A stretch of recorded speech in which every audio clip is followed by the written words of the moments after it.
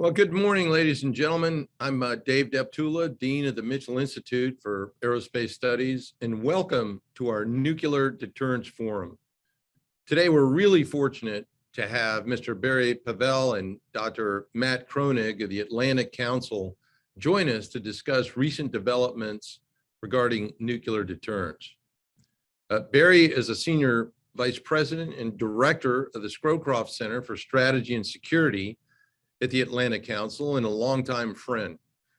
Prior to this role, he spent 18 years as a member of the Senior Executive Service in the Office of the Undersecretary of Defense and Policy. And prior to that, he served as a Special Assistant to the President and Senior Director for Defense Policy and Strategy on the National Security Council. Matt is the Deputy Director of the Scowcroft Center for Strategy and Security at the Atlantic Council, and also a professor of government and foreign service at the Georgetown Edmund A. Walsh School of Foreign Service. He served in several positions in the U.S. Department of Defense, as well as the intelligence community. So gentlemen, we really appreciate your time with us today, and I'm looking forward to your thoughts on the future of strategic deterrence, China's nuclear breakout, and Russia's recent actions. So what I'd like to do is start by offering both of you the opportunity to make a few opening remarks and talk about your perspectives. So with that, over to you, Barry.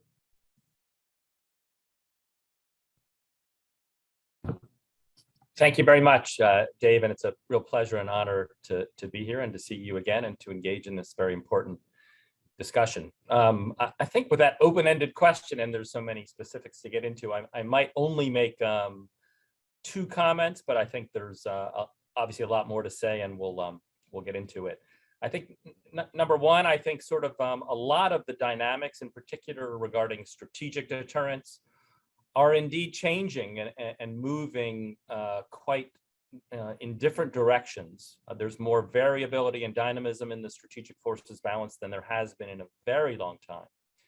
And so these conversations are really important so that we don't just reach for the old tools, reach for the old paradigms, and only use those approaches that were born in the 1950s and 1960s by people like Tom Schelling, Bernard Brodie, and Herman Kahn. A lot of that's still relevant, but I think we need to start tweaking some of that. So that's kind of number one. Number two, and I've noticed this in the current crisis, sort of the questions regarding deterrence more broadly and regarding escalation. It's really obviously been a very underused muscle over the last 20 years.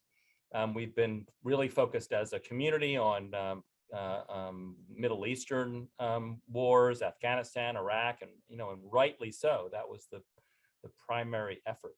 But I've been worried by a lot of what I'm seeing in the current community, that there's such an undue fear of escalation that it trumps everything else.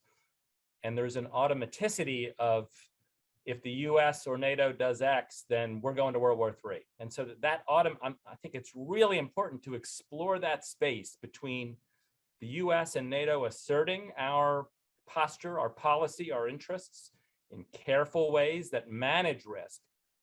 But you got to really look for the wide range of creative options in between doing nothing so we don't upset an adversary, so we don't go to World War III.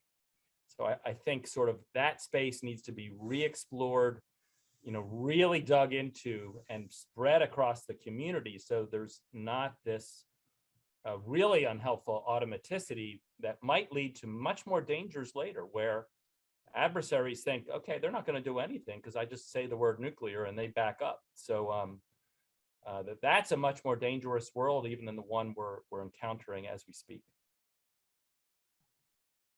Well, I am great to hear you say that, and it is a topic that we need to explore further. With that, Matt, let me turn it over to you for your initial observations.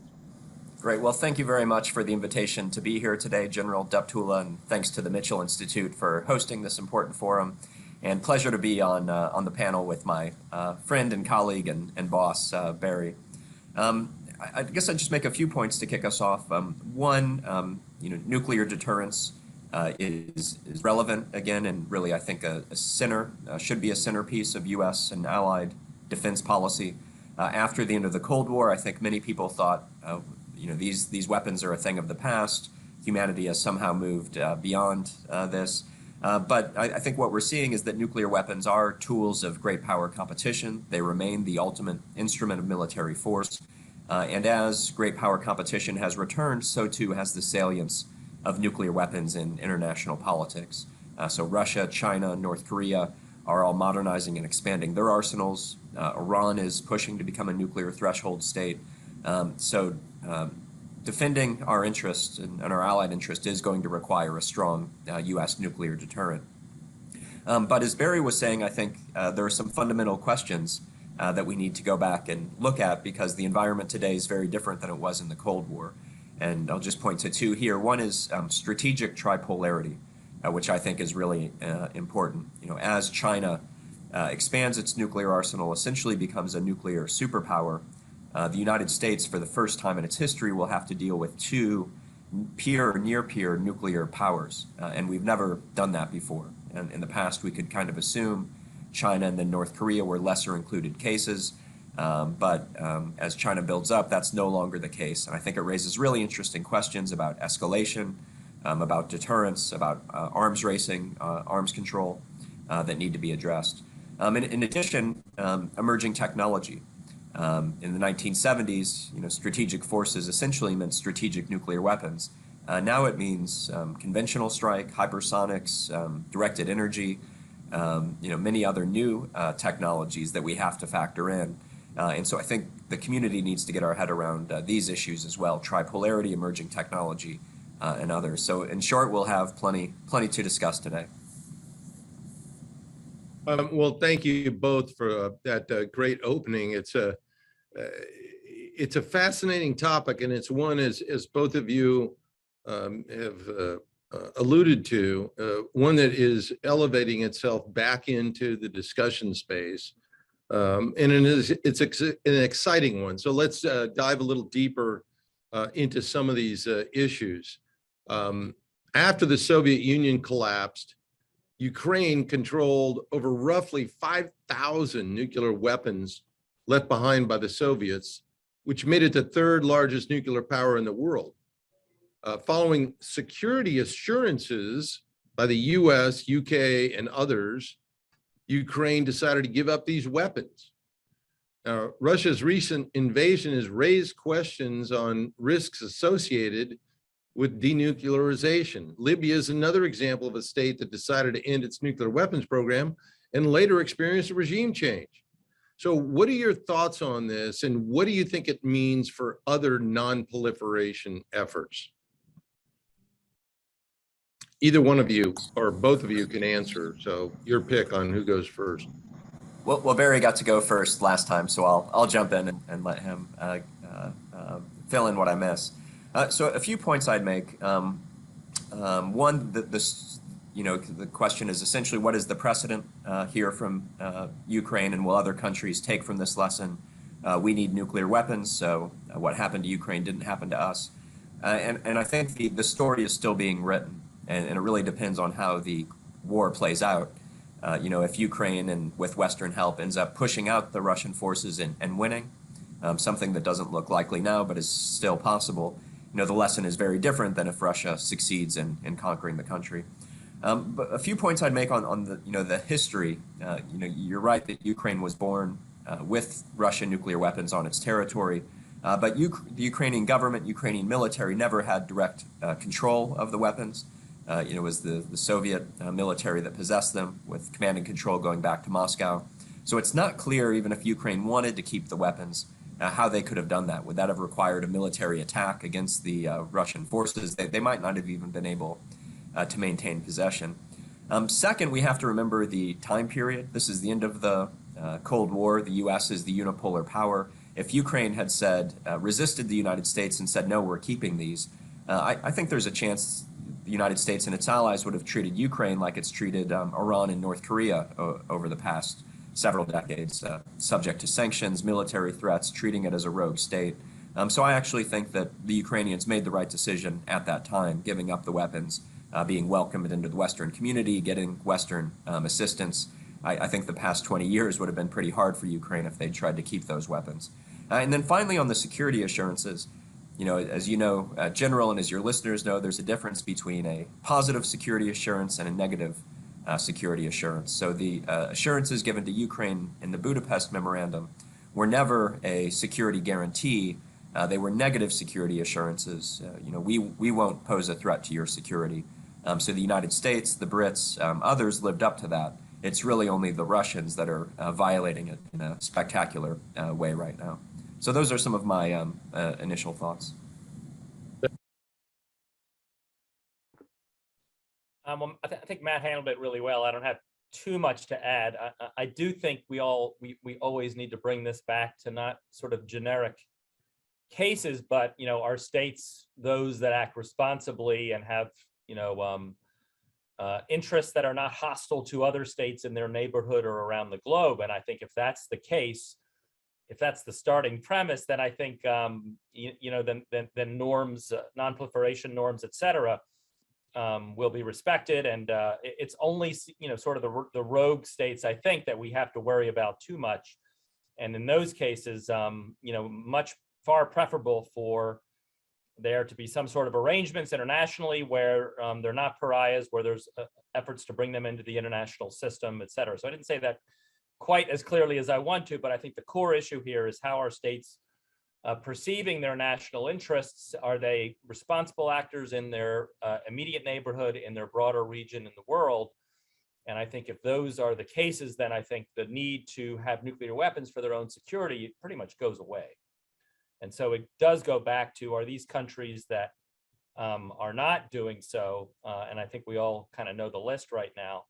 And that's where you get into these types of situations. But I also think that in many cases, even our great power adversaries, and I put them in different camps. I don't consider Russia a competitor, consider Russia an adversary, but in terms of the competitor, China, but both of them, I think there are some cases where they don't see an interest in countries acquiring nuclear weapons, including North Korea, but probably others as well. Well, as a bit of a segue, how would each of you frame this in the context of the current JCPOA talks with Iran? I'm going to let Matt take that one too first. Yeah, I've worked the Iran issue a lot over the years, over 20 years, I guess now, from when I first worked on it in government, wrote a book on it. So I do think that Iran wants nuclear weapons. I think this cover story that this is a civilian program doesn't add up, and they're getting close. They have the missile capability already. They have the ability to fashion warheads, probably, and best estimates are now that they're weeks away from the ability to break out and build their first bomb. And nuclear-armed Iran would be, I think, very bad for U.S. interest, would lead to further proliferation in the region, would lead to Iran becoming more aggressive, and could lead to a risk of nuclear war. So I think stopping Iran from building nuclear weapons remains an important objective. I think there's agreement that diplomacy is the best way to solve this, but disagreement on what kind of a deal is good enough. So this is controversial, but my view is it was a mistake to give up on zero enrichment as a goal. This has basically been a centerpiece of U.S. non-proliferation policy going back to Eisenhower, that if countries want reactors, that's fine, but they can't make the fuel. Once they can enrich uranium or reprocess plutonium, too easy for them to make the fuel for nuclear weapons. And this is a standard we impose even on our allies. We tell the South Koreans they can't reprocess. And so we're essentially making an exception, but not just for any country, for Iran, a rogue state, the leading state sponsor of terror that's cheated on its NPT commitments in the past. So I think we should have stuck with zero enrichment as the goal and pressed hard for that agreement. And so it looks like the agreement we may be going into soon is a updated version of the 2015 JCPOA. I thought the JCPOA was a bad deal for U.S. interest, and so I also think that this deal is not going to solve the problem we need it to solve. But I think Barry may see it differently. Well, I mean, I see it differently, on some of the specifics, but in general, Matt, I agree with you, and I have an eye on Iran, but I also have an eye on the future, and if indeed the jungle is kind of growing back, and happy to talk about that more, especially regarding extended deterrence, then I think great clarity on these issues is really important, because Iran is the case we just raised, but there will be other cases. Moving to Russia's nuclear saber rattling, Putin said that he's placed his nuclear forces on high alert after his initial assault on Ukraine stalled out, essentially threatening the use of nuclear weapons in line with Russia's escalate to de-escalate strategy. What are your thoughts on what this means for US, NATO, and the EU? Could or should it lead to major changes in how they plan to deter or respond to Russian aggression in the future? It's a great question, Dave, and one I've been thinking about a lot over the last several couple of months.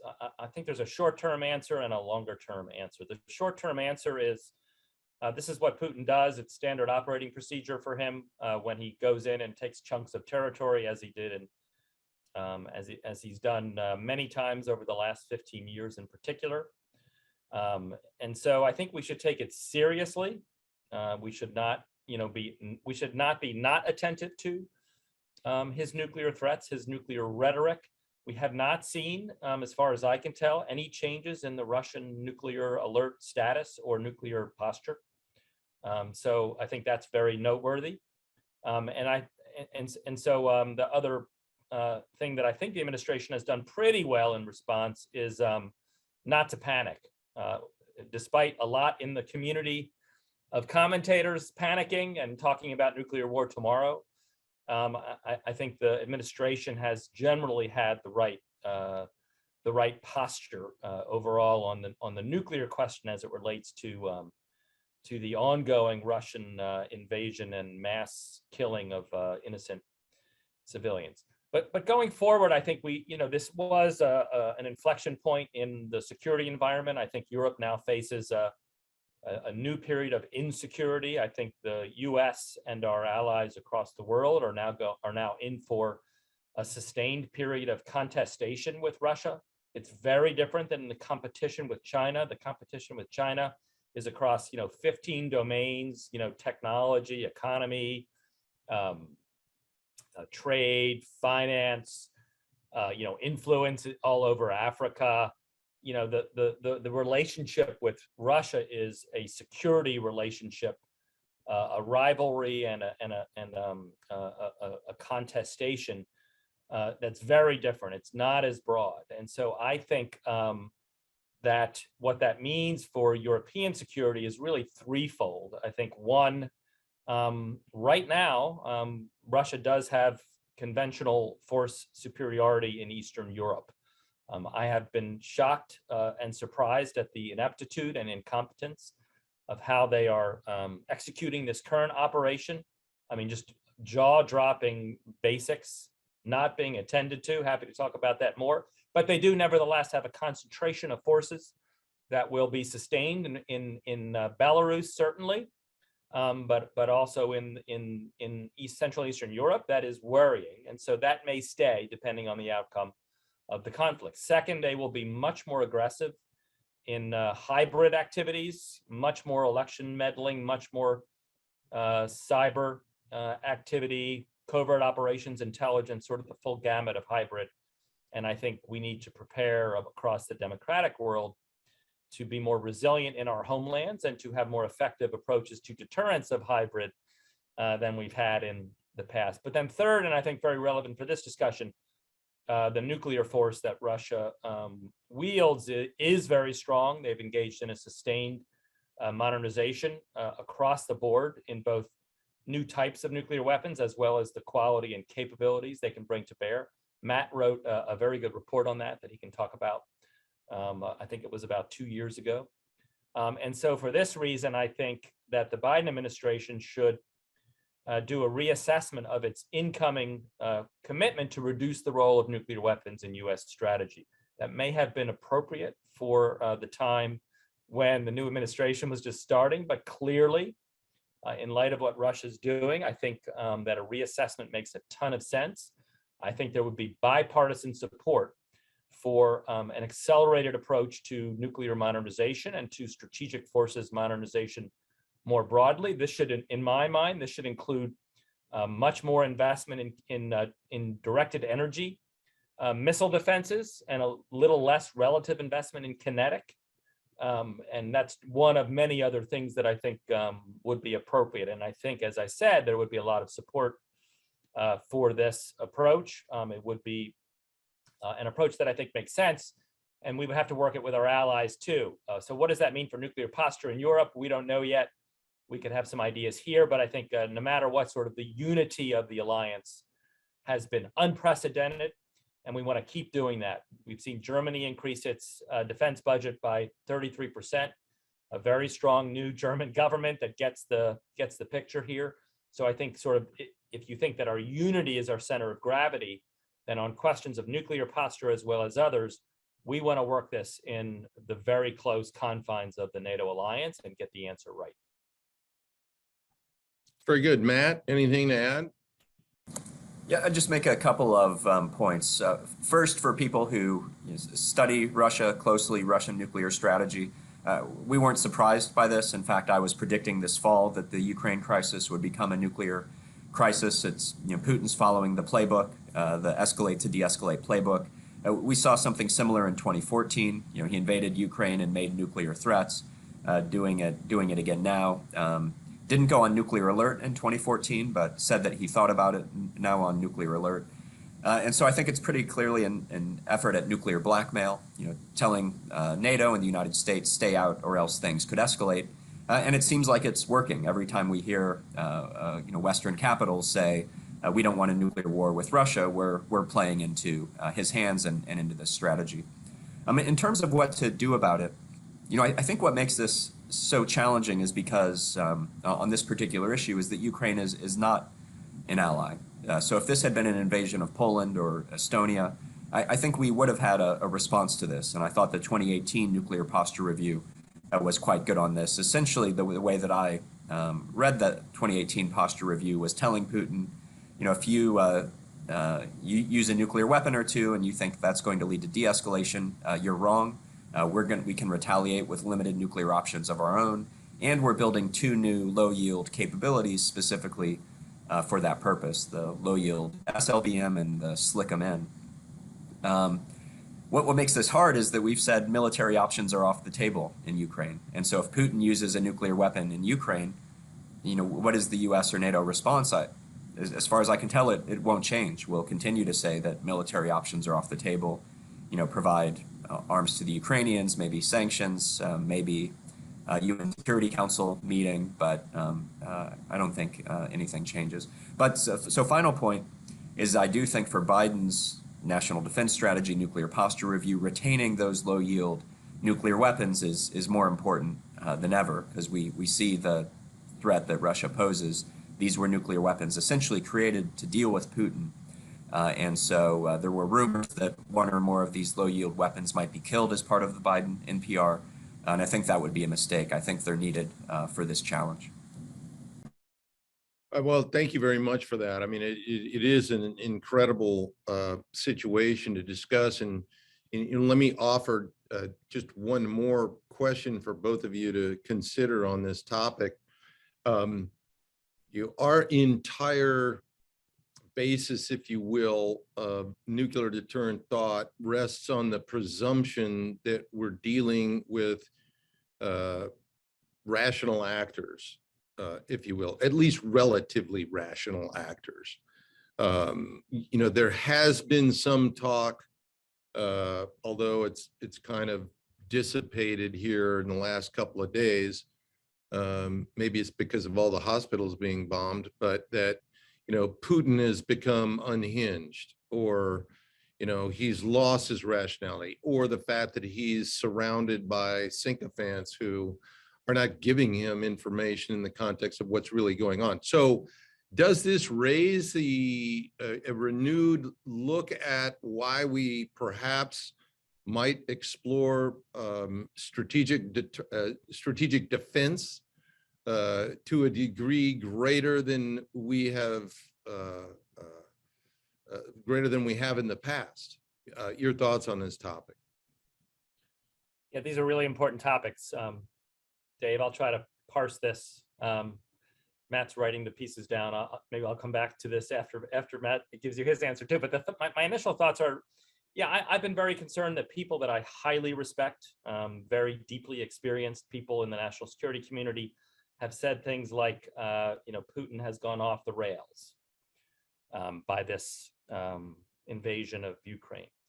And so that is really worrying. I step back, though, and I look at the Georgia invasion and its sort of scope and ambition. I look at the Crimea invasion and what that was. I look at the Donbass and Luhansk, and that was, and he just never got any real pushback. So is it not very rational then, if you're aging and you're worried about your place in history and you have deep personal views about restoration of the Soviet Empire, which he does? And I think that word restoration is a really important one when you're thinking about Putin's objectives. It seems to me pretty rational, and even, it's not incremental, but it certainly is par for the trends, what he's doing right now. No pushback for any of those things. Some sanctions, some were dropped, some were kept. Very marginal response. So he's thinking, okay, I'm going to go for more. They didn't do anything when I did a little in Georgia. They didn't do anything when I did a little more in Crimea. They didn't do anything when I did a little more in eastern Ukraine. I'm going to take all of Ukraine and see what happens. And then if that doesn't get pushback, I'm going to take Moldova and all of Georgia, and then I'm going to go after the Baltics. So I'm not sure that's complete irrationality. I think maybe we've been the irrational ones for not doing anything seriously. So that's number one. Number two, on these questions of him using nuclear weapons in Ukraine, I think that's a little crazy. And I think the more we discuss that as expected, then the more we're almost encouraging a much more aggressive adversary and a much more defensive US and allied community to be fearful of Putin nuking a city in Ukraine, which, by the way, I think would kill how many of his buddies in eastern Ukraine and how many Russians from the fallout, depending on wind direction and those kinds of things. So I think that's kind of loose talk in my view, and we're taking him way too at his word. I think we should take it as rhetoric. We should not panic, and I think that's kind of panicky in my view, and leads to suboptimal policy outcomes. I might have another thought or two, but want to hear Matt's response too, because it's a very important conversation. Yeah, so on the first question, Putin's rationality, I completely agree with Barry. If you're Putin and your goal is to resurrect the Russian Empire, I think that everything he's doing makes a lot of sense. The second point was on strategic defense, I believe. And so I do think that even though I think Putin's rational, I think defenses make sense. And we're in a great power competition with Russia and China. I think missile defenses should be part of that competition. I think the days of saying missile defenses are only for rogue states should be over. Not that we can build a defense, at least right now, that can deal with a full-scale Russian or Chinese strategic attack, but I think there are roles for theater missile defense to defend point defenses of key targets, and maybe even a limited missile defense for Russia and China, homeland defense, to take the cheap shots off the table. And a competition. I think if we want to be smart about competition, we often think about our vulnerabilities. Where are they strong? Where are we weak? But I think often good strategy comes from the opposite. Where are we strong? Where are they vulnerable? And how can we stick it to them there? And where are the Russians and the Chinese vulnerable? Well, what do they complain most loudly about? They complain most loudly about missile defenses. So if this is what they don't want us to do, I think that suggests it's a place where we should be investing a little bit more. Well said. Let's turn to the other side of the globe. Last September, Stratcom Chief Admiral Richard declared that China is in a strategic breakout due to the quality and quantity of nuclear weapons it has and intends to deploy. How do you think this should impact the nuclear posture review? It's obviously been decades since we've had to contend with this sort of threat. And quite frankly, I don't think we have had to contend with the kinds of size and magnitude of the nuclear weapons buildup of China. Your thoughts on this? Well, I can go first on this, and we just published a report through the Scowcroft Center on China's strategic forces buildup. So this is something we have been thinking about. So I just make three brief points. First, I do think that the buildup is serious. If you look at the 2018 Nuclear Posture Review, there were 5 goals of U.S. nuclear strategy. And I think the buildup threatens all 5 of those goals: deterring nuclear attack, deterring non-nuclear attack, assuring allies, limiting damage if deterrence fails, hedging against an uncertain future. I think this buildup challenges all 5 of those goals. So it's a problem. And, I'm not in the camp of people who say, well, they already have nuclear weapons. What's the big deal? I do think it's a big deal. Second, I think it raises this tripolarity question that I mentioned at the beginning of the talk, which is we've never dealt with this. We've never dealt with 2 near-peer nuclear superpower rivals at the same time. And so we need new thinking to, what is the strategy for this? What is the appropriate force posture? What are the new arms control arrangements? Because the bipolar model of the Cold War isn't going to work here. And then third and finally, I do think that this is probably going to require a buildup of U.S. Strategic forces. If the current force was essentially designed in 2010, which it was, including 1550 strategic deployed nuclear weapons. If this was a force designed for 2010, the security environment today and projected into the future is much, much worse. And so it's hard for me to imagine that the posture designed in 2010 is going to work in 2030. And so I do think we need thinking and new investments, and to make sure that the United States has a robust deterrent posture to deal with these 2 superpower rivals. I largely agree with Matt in his terms of his general thrusts. I do think it's a growing threat that we need to pay a lot of attention to. U.S. interests and a ton of allied interests are very much at stake, and we've seen now, even within the last month, a feeler from Japan, former Prime Minister Abe, saying that Japan is interested in nuclear sharing the same way that NATO conducts its nuclear sharing as well. And then you're also seeing South Korea developing its own ballistic missiles.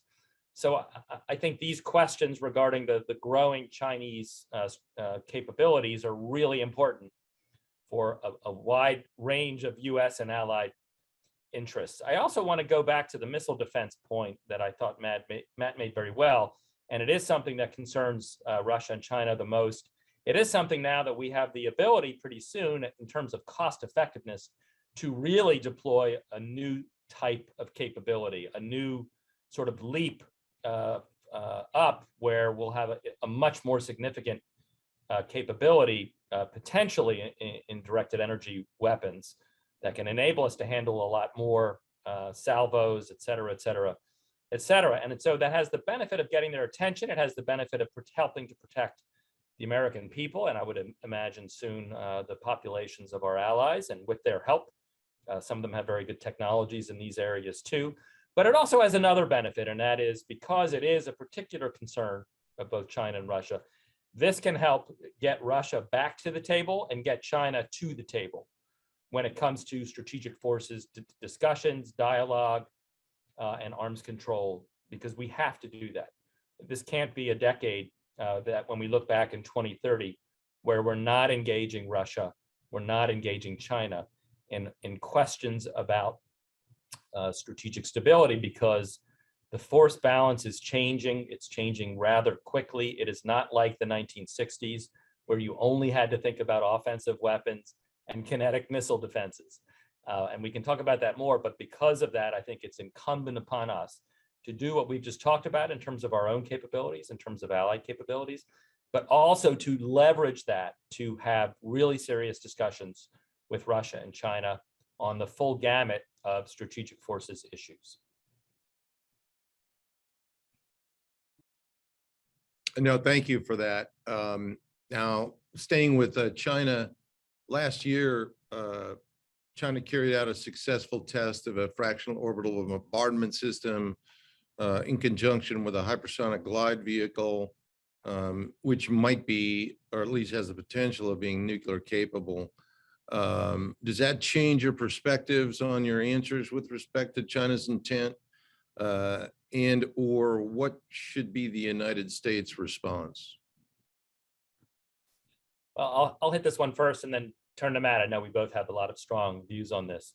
I haven't seen the classified take on that, obviously, but it seemed to concern our colleagues in DoD quite significantly. Certain aspects of that test really seemed to take the U.S. community by surprise. I think it demonstrated some elements of new capabilities as well, including capabilities that we do not have. From the open source literature that I saw, there were issues raised of Southern approaches to the United States based on the maneuverability of the hypersonic weapon. And obviously, all three countries are now engaged in developing hypersonic capabilities and also in defenses against hypersonic capabilities, although the defenses are going to lag based on budgets and based on current the way we develop our systems and the way they develop theirs. And that's worth a pause. They have a very different approach to development of advanced weapons than we do. They will test stuff at the 60% mark, at the 80% mark, and then again at the 100% mark. And we have this system kind of left over from the Cold War where, it's much slower, it's much more deliberative, there's fear of failures of tests, and we need to change that culture. We need much more of a spiral development approach in hypersonic weapons testing and development, but also in other areas. But I have a sense that the services are now kind of really full throttle, starting to develop capabilities across the services. And so this is a good thing. We should let 1,000 flowers bloom. This is a new type of capability.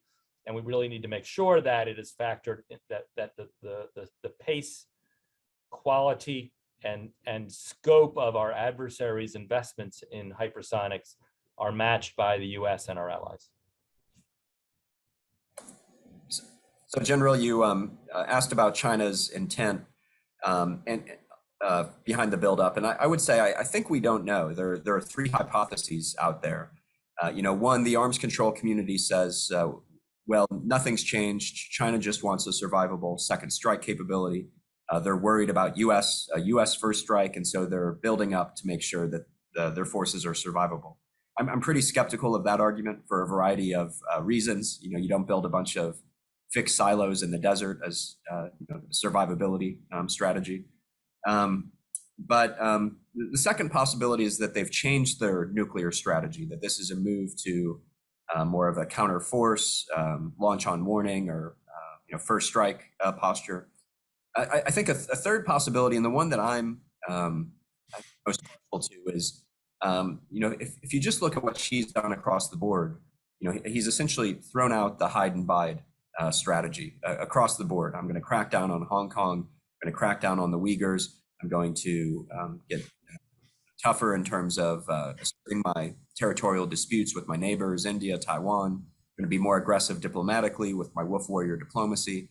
So I think there's a possibility. Xi just said, we're a superpower now. Build me a superpower arsenal, and the PLA is doing that without really knowing yet what they're going to do with the capabilities. But still, I think it's dangerous for all the reasons I mentioned before this buildup. On the U.S. response, I just had a piece in Strategic Studies Quarterly, which is the Air Force journal on new technology and strategic stability. And I think there is, among some, this fear that certain technologies themselves are destabilizing, maybe hypersonics or missile defenses or other things. And therefore, the United States should eschew them. We should lead arms control discussions to control them. The argument I make in this piece is that who controls the technology matters quite a bit. And I argue that U.S. hypersonics, U.S. missile defenses, given that we're the status quo power, that like the system as it is, actually the capabilities in our hands are in balance, stabilizing. But what's destabilizing is countries like China who want to revise the international system, developing capabilities like hypersonics.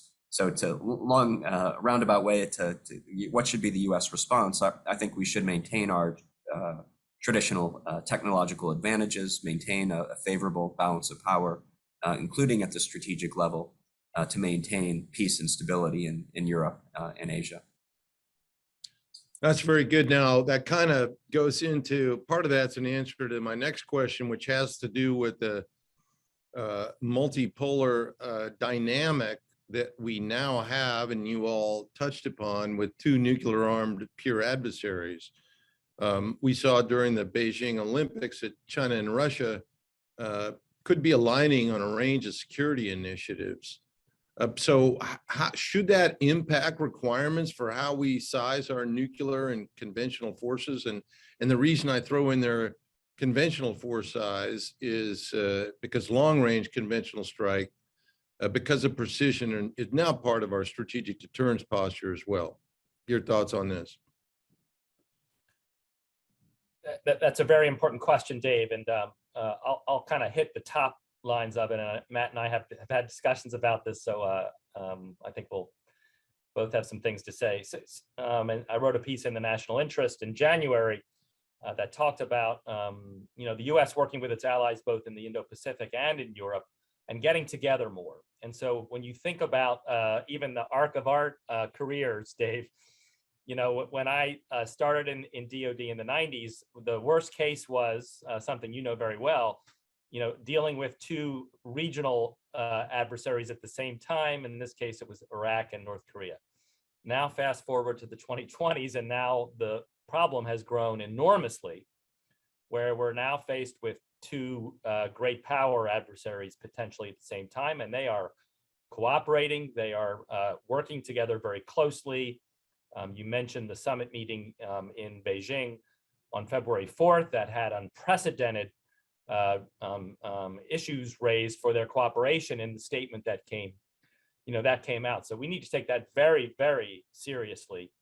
And so, as I mentioned in the article, I think it's really time for U.S. and its global alliance network to get together. The capacity that we can bring to bear at the conventional level, the United States by itself, is insufficient if both adversaries decided to attack U.S. interests and allied interests at the same time. We do not have the capability. We don't have the enablers, the mobility, the logistics, the C4ISR. We could go on. And so what does that mean? To me, it has two implications at minimum. One implication is that we need to bring our allies much more into the tent. We need a radical restructuring of how we work with our closest allies with capabilities. And that is, those are allies like the UK, France, now Germany, Japan, Korea, Australia. We need to break down the barriers to planning, intelligence sharing, operations, acquisition of capabilities, the full gamut. Because if we don't do that, we will not have the capability to deal with our adversaries launching operations at the same time. That also means, secondly, that we need to increase our reliance on nuclear capabilities to also strengthen deterrence against the possibility of both powers coming at us at once. And we can go through some of the details of what that looks like. But I think it's just a very different approach than we've used up to this point, where we've had these silos.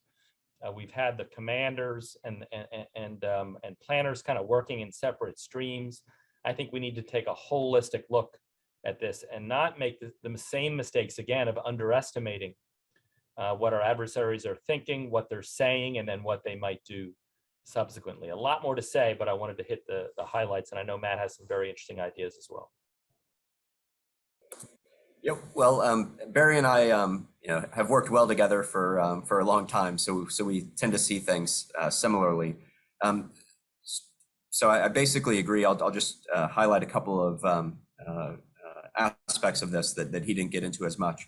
There is a debate among defense hawks right now. The so-called Asia First school versus the walk and chew gum school.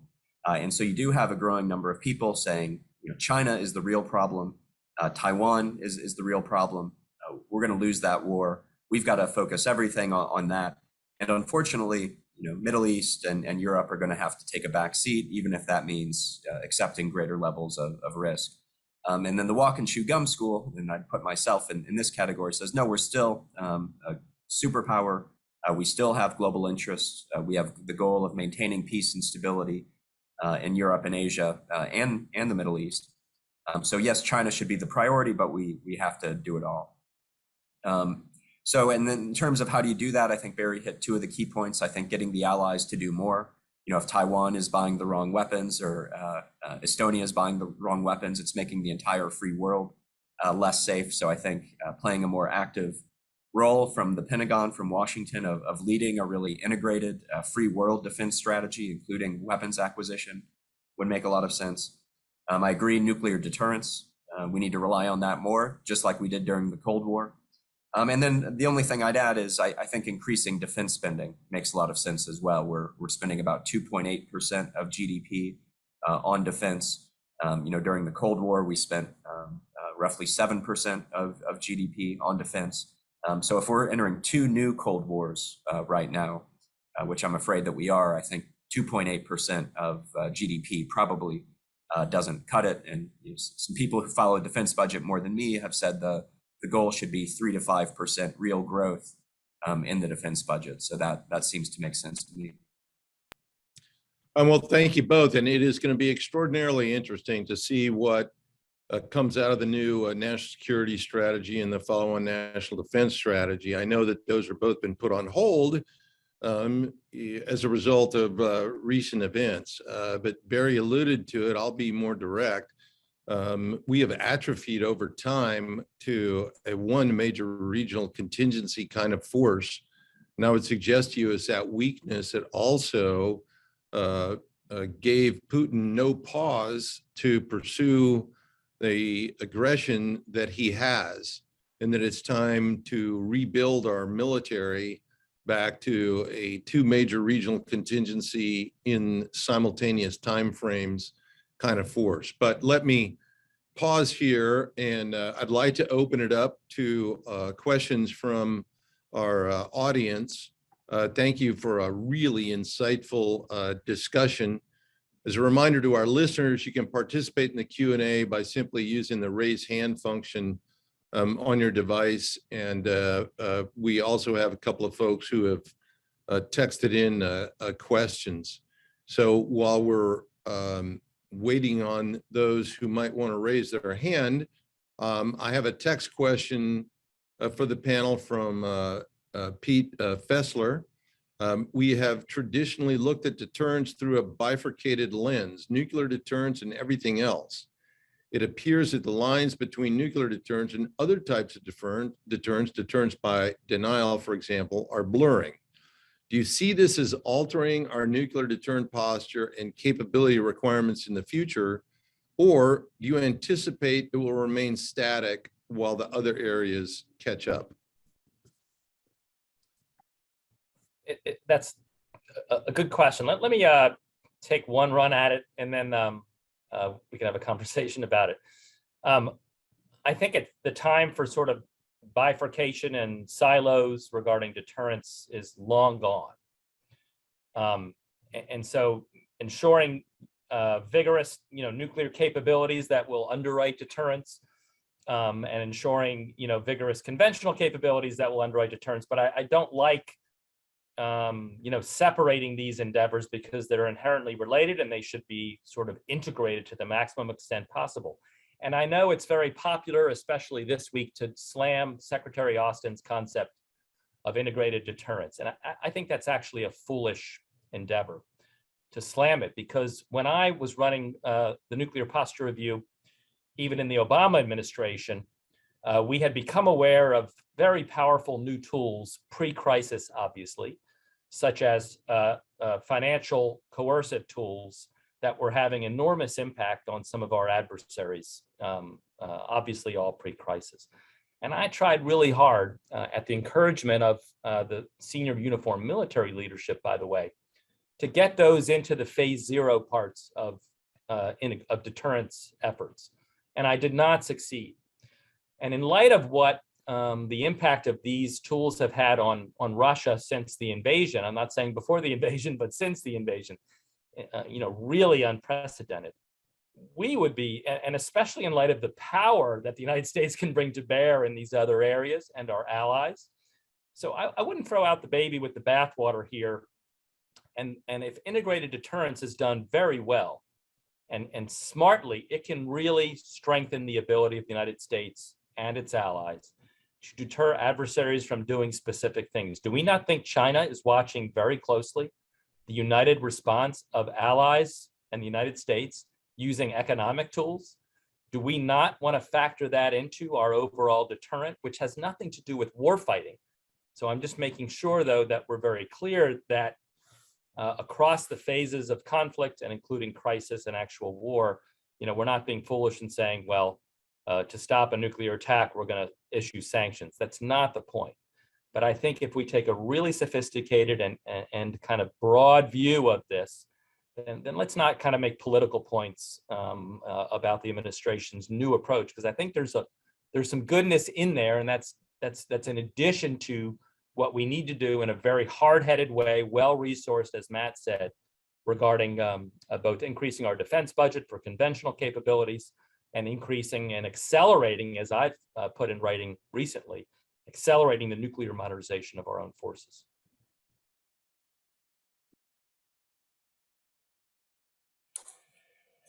Again, I basically agree with Barry. I'll maybe highlight the other side of the coin. I do worry that some people see integrated deterrence as an excuse to de-emphasize the hard power. Maybe we don't need nuclear weapons. Maybe we can reduce reliance on nuclear weapons because we can use sanctions and other things. And I think that would be a mistake. I think that hard power still is the central pillar of deterrence. But I think Barry's absolutely right. Integrated deterrence done well does strengthen the United States. If we can integrate across services, across capabilities, across the whole of government, across the whole of the free world, it's obviously a much stronger deterrent than if it's relying on only a single tool. Thank you for that. Here's one from Frank Perry. Dr. Kroenig's recent book does a great job articulating the battle between autocracies and democracies, autocracies and democracies. I've had too much coffee this morning. Given recent events, particularly the contrast of information operations, would you adjust your arguments in any way? Well, thanks for the kind words on the book. I appreciate it. I spent a lot of time on it, so it's always nice to hear when people found value in it. I think I would actually argue that the current crisis really illustrates many of the arguments in the book. And I've been thinking about writing a spin-off piece on this because, I talk in the book about the weaknesses of autocracies, the strengths of democracies. I think we're seeing a lot of that play out here. So, decision-making is one of them. It seems like Putin probably underestimated the cost he was going to incur with this crisis, probably thought that the invasion was going to be easier than it's turned out to be. And that is one of the weaknesses of autocratic systems. If you surround yourself with yes men and women, they tell you what you want to hear. You're not thinking about the downsides and the risks. I'll also talk about the strength of democracies and alliances, and I think we're seeing that now that it's not just a U.S. response against Russia; it's the United States and its allies, really around the world, coming together against Russia. And then some of the weaknesses of autocratic militaries. It does seem like the Russians are fighting with pretty low morale right now. I think the conscript forces and others being forced into this, not understanding what they're fighting for. And I think over the millennia, we've seen soldiers from democratic and sailors and airmen and Marines, fight with more morale because they feel like they're fighting for something bigger than themselves, not just doing the bidding of a dictator. So those are some of my initial thoughts. Okay, here's one from Peter Wolf. Gentlemen, where do you see the political leadership for expanded nuclear forces? I don't see it anywhere. Well, there are pockets of it, but the point is a good one. It's a problem statement. As I said earlier, the administration came in with relatively good intention, saying they wanted to reduce the reliance of our reliance on nuclear weapons in our security strategy. I didn't happen to agree with that because of the trends that we all see, I think, in particular regarding Chinese and Russian strategic capability developments over the last 10 to 15 to 20 years. And so, but now I think in some ways, if we're smart about it, the administration gets a chance to reassess because of the invasion of Ukraine. And let's use that as a bipartisan opportunity to strengthen and broaden the base of support for an accelerated and greatly increased devotion of resources to strategic forces modernization writ broadly. But let's do that smart. Let's not, I think the one thing that's kind of missing from the conversation more broadly is two great powers at the same time. We have to really prioritize. It doesn't matter how much we increase the defense budget. It really is important to set really stark priorities. So where in the nuclear force program do we want to really invest? And where do we want to invest less? And I suggested already that kinetic missile defenses, are not buying us what we need to buy for the dollar.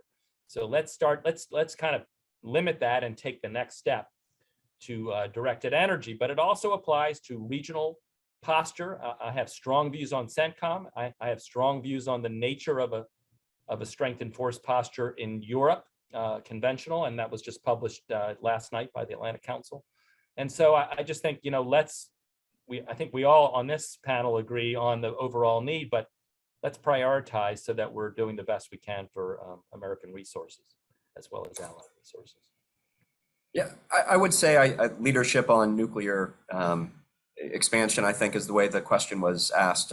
I would say I think it takes time. I think that it begins in discussions like this among the expert community. Does the posture we have now work? If not, what else is needed? And then it works its way up slowly over time into official policy. And I think we do have a recent example of this. I mean, in 2010, if somebody had said we're going to be building 2 new low-yield nuclear weapons within 8 years, I would have said you're crazy. There's no desire for that. The movement's in the opposite direction. We're cutting. There are no nuclear threats. But then after the invasion of Ukraine, the Russian escalate to de-escalate threat, exactly what I just described started happening. People like me and others in the think tank community were saying, well, wait a second, this is a new threat. What are the capabilities we need to deal with it? People testified, they gave briefings, they wrote papers, and a new administration came in and said, actually, these guys have some good ideas. Let's do this. So I think a similar process is probably going to be required now to deal with this tripolarity issue. Outside expert community, inside government, people need to be thinking about what does this mean, and I'm hopeful that within a few years we can kind of come to a conclusion about what is the new posture we need to deal with these new challenges. Well, thank you both. Unfortunately, we've come to the end of this nuclear deterrence series. I'd really like to thank Barry and Matt again for being here and providing your very thoughtful insights. And to the audience, thank you for your time today. And to all from all of us here at the Mitchell Institute, have a great aerospace power kind of day.